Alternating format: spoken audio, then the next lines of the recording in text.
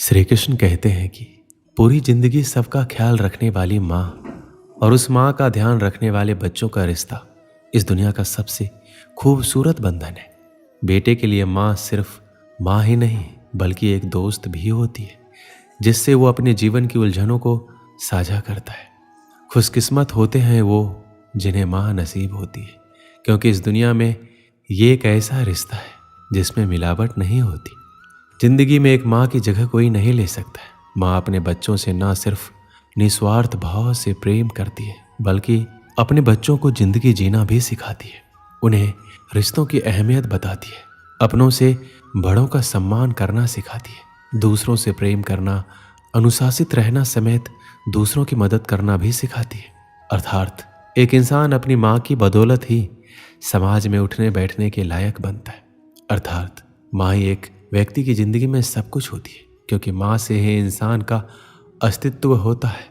इसलिए अपने माँ को सम्मान दें और उनकी खुशियों को ध्यान रखें, क्योंकि माँ के प्यार के बिना व्यक्ति की जिंदगी अधूरी है। माँ दुनिया का सबसे प्यारा तोहफा है।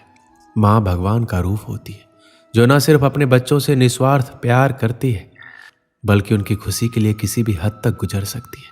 माँ हर इंसान की शक्ति और ताकत होती है।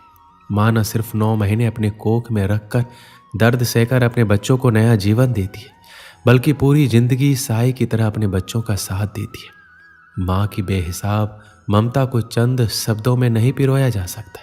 आज मैं आपसे 3 प्रश्न पूछूंगा। पहला प्रश्न, ऐसा कौन है जिस पर लगातार प्रहार करने के पश्चात भी वो मुस्कुराए और आपको सुख दे? आपका उत्तर होगा धरती या वृक्ष। दूसरा प्रश्न, ऐसा कौन है जो बिना आपके कुछ कहे सब जान जाता है, सब समझ जाता है और फिर निस्वार्थ भाव से आपकी सहायता करता है? आपका उत्तर होगा भाई या मित्र। और तीसरा प्रश्न, ऐसे कौन से भगवान है जो स्वयं विष का घूंट पीकर आपको जीवन का अमृत प्रदान करते हैं? आपका उत्तर होगा महादेव। यदि आपके उत्तर यह हैं तो आपके उत्तर गलत है। इन सारे सवालों का एक ही सही जवाब है और वो है माँ। जब आप अपनी माँ के गर्भ में होते हैं तो उस समय उन्हें कितनी लात मारी होगी आपने, किंतु फिर भी वो मुस्कुरा के आपको आशीष देती रही। आपके बिना कुछ कहे वो सब जान जाती है और इस जीवन की कठिन परिस्थितियों के विष का घूंट पीकर आपको सुख का अमृत देती है। इस जीवन में आप कुछ भी कर लीजिए, अपने माँ का ऋण कभी नहीं चुका पाएंगे। यदि कुछ कर सकते हैं तो जीवन के आनंद में, उद्धव में और धन्यवाद में अपने माँ को स्मरण रखिए। माँ का रिश्ता दुनिया का सबसे खूबसूरत रिश्ता होता है जिसमें सिर्फ प्यार ही प्यार छिपा रहता है। एक माँ का जीवन पूरी तरह अपने बच्चों के लिए समर्पित रहता है। माँ सदैव अपने बच्चों के बेहतर और स्वस्थ जीवन प्रदान करने के बारे में सोचती है, इस कोशिश में लगी रहती है उसके बच्चे की जिंदगी में किसी तरह का दुख ना आए। वह अपने बच्चों की जिंदगी को स्वर्ग बनाने के लिए हर वो प्रयास करती है जो कि संभव है। वहीं जिस तरह माँ बच्चों के उज्जवल भविष्य के लिए अपनी तमाम इच्छाओं को मारती है और त्याग करती है, उसी तरह बच्चों का भी दायित्व है कि अपनी माँ का सम्मान और उनकी खुशियों का ध्यान रखें। माँ की जुबान पर अपने बच्चों के लिए कभी बद्दुआ नहीं होती, बस एक माँ ही होती है जो अपने बच्चों से कभी खफा नहीं होती। एक कर्ज है जो हम सब पर सवार रहता है, वो हमारी माँ का प्यार है जो जीवन भर हम पर उधार रहता है। हमने तो अपनी माँ की हंसी को देखकर समझ लिया कि हमारी भी किस्मत बुलंद है। एक माँ की दुआ है इस संसार की सबसे बड़ी दौलत होती है। जो समझ गया वो रईस बन जाता है और जो नहीं समझा वो फकीर रह जाता है। माँ से छोटा शब्द इस संसार में कोई नहीं और इस शब्द से बड़ा अर्थ और किसी शब्द का नहीं। एक अच्छी माँ हर संतान के पास होती है, पर जरूरी नहीं कि एक अच्छी संतान हर माँ के पास हो। जब इस संसार में प्यार को निराकार से साकार होने का मन हुआ तब जाकर इस धरती पर माँ का सृजन हुआ। एक माँ की ममता वह सुरीली संगीत है जो हर किसी के दिल में उतर जाता है। माँ चाहे कितनी भी अनपढ़ हो पर अपने बच्चों को जीवन के सबसे महत्वपूर्ण ज्ञान माँ से ही मिलते हैं। माँ चाहे कितनी भी अनपढ़ हो पर बच्चों को अपने जीवन का सबसे महत्वपूर्ण ज्ञान माँ से ही मिलते हैं। माँ अपने बच्चों के लिए त्याग और उनके लिए अपने प्यार की तुलना किसी से भी नहीं की जा सकती। हर बच्चे की पहली गुरु उसकी माँ ही होती है और माँ जो शिक्षा देती है वह जीवन भर उस बच्चे का साथ देती है। माँ वो होती है जो परिवार में किसी की भी जगह ले सकती है, पर पूरे परिवार में कोई नहीं होता जो एक माँ की जगह ले सके।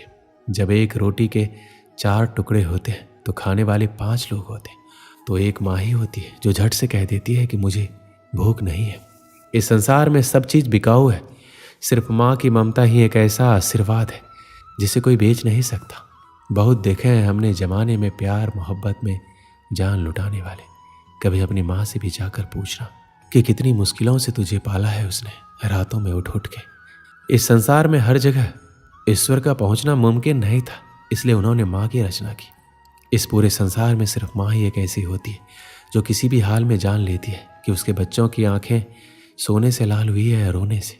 इस पूरे संसार में सिर्फ माँ बाप ही है जो अपने बच्चों से सच्चा प्यार करते और उन्हें सच्चा प्यार दे सकते। बाकी पूरा संसार सिर्फ दिखावा ही करता है।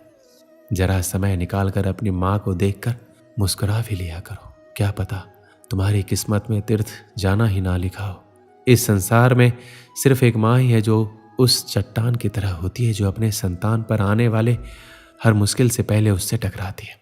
माँ के हाथों में जादू है, जो सर पर हाथ फेरती है तो लगता है भगवान उतरकर सिर्फ मेरे लिए मेरे सिर पर हाथ फेर रहे हैं और मुझे आशीर्वाद देने आए।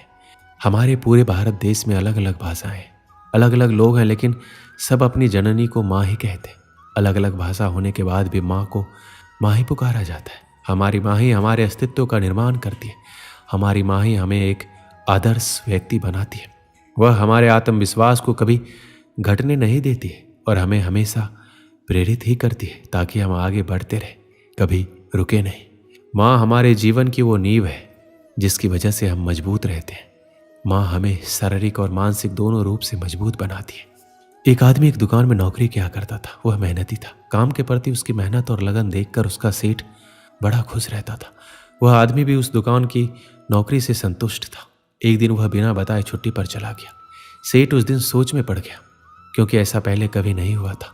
वह सोचने लगा, ऐसी क्या बात हो गई कि ये छुट्टी पर चला गया और मुझे बताया तक नहीं।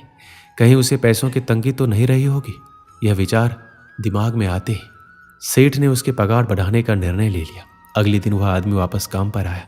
सेठ ने उसे अपने पास बुलाया।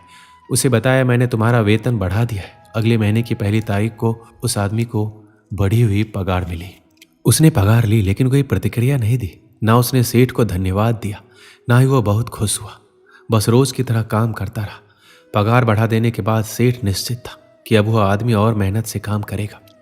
कुछ महीनों के बाद वह आदमी एक बार फिर से बिना बताए छुट्टी पर चला गया। इस बार सेठ को बहुत गुस्सा आया कि ये कैसा लापरवाह आदमी है। एक तो मैंने इसकी पगार बढ़ा दी, इसके बाद भी इसे जिम्मेदारी का एहसास नहीं है। फिर से बिना बताए इसने छुट्टी मार ली। अगले दिन वह आदमी काम पर आ गया। सेठ ने पहले ही तय कर लिया था कि अब वह उसकी पगार घटा देगा। उसने उसे बुलाकर बता दिया कि अगले महीने से वही पगार मिलेगी जो तुम्हें पहले मिलती थी। अगले महीने उस आदमी को घटी हुई पगार मिली, लेकिन इस बार भी उसने कोई प्रतिक्रिया नहीं दी, ना ही उसे दुख हुआ। बस अपने कामों में लगा रहा। यह देखकर सेठ हैरान हो गया। उसने उसे बुलाकर पूछा, क्या बात है, जब मैंने तुम्हारी पगार बढ़ा दी तब तुम खुश नहीं हुए, और जब मैंने तुम्हारी पगार घटा दी तब तुम दुखी भी नहीं हुए। आखिर क्या बात है? आदमी बोला, सेठ जी, जब मैं पहली बार काम पर नहीं आया था उस दिन मेरे बेटे का जन्म हुआ था। उस समय जब आपने मेरी पगार बढ़ाई तो मैंने सोचा कि जो अतिरिक्त पैसा मुझे मिला है वो उस बच्चे के हिस्से का है, इसलिए मैं ज़्यादा खुश नहीं हुआ। जब मैं दूसरी बार काम पर नहीं आया तब मेरी माँ का देहांत हो गया था। उस समय आपने पगार घटा दी तो मैंने सोचा कि मेरी माँ अपना हिस्सा लेकर चली गई, इसलिए पैसे घटने पर भी मैं दुखी और परेशान नहीं हुआ।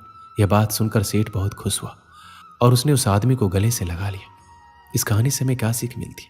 जिंदगी कभी एक सी नहीं रहती। उतार चढ़ाव तो जिंदगी का हिस्सा है। जब तक जिंदगी है अच्छा वक्त भी आएगा और बुरा वक्त भी, इसलिए वक्त चाहे जैसा भी हो उसे पार कर ले। जिंदगी के दबाव में आना बंद कर हर हाल में खुश रहना सीखे। दोस्तों, इस वीडियो में बस इतना है। मिलते हैं अगले वीडियो में। अपना ख्याल रखिएगा। जय श्री कृष्णा।